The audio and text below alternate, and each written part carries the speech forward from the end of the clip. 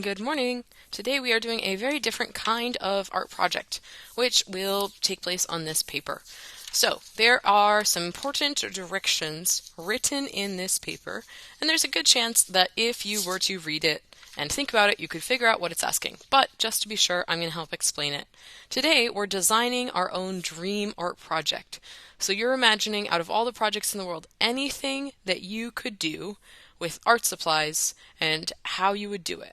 So the first question is, what is your dream art project? As an example, I wrote, designing and building a 3D dream bedroom with miniature model furniture and decorations is my art project I would like to make most. Over here, it says, what materials and tools would you need to make it? So it's got a list. I've started to list things that I might need. Maybe paper and pencil, glue, scissors, cardboard, decorative paper, ribbon, and fabric scraps.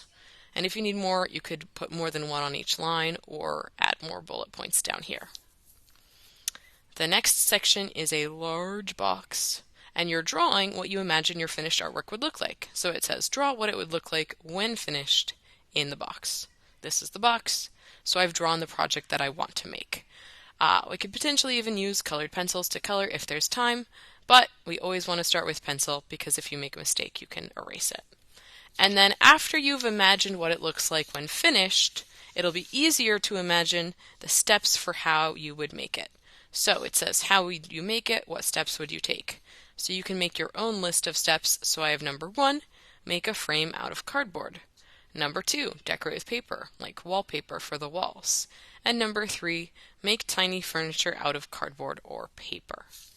Those are the steps that I would use to make the dream art project that I would want to make.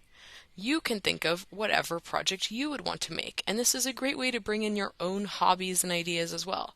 Maybe you really like to make miniature model airplanes, and that's related to your dream art project.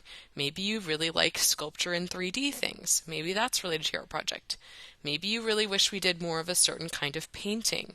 It's really up to you to bring in your interests to this brainstorming idea session today. I can't guarantee we could really make them in art class, but maybe it would inspire a future art lesson. Who knows? I'm excited to see your creativity as you think of your imaginary favorite art project today.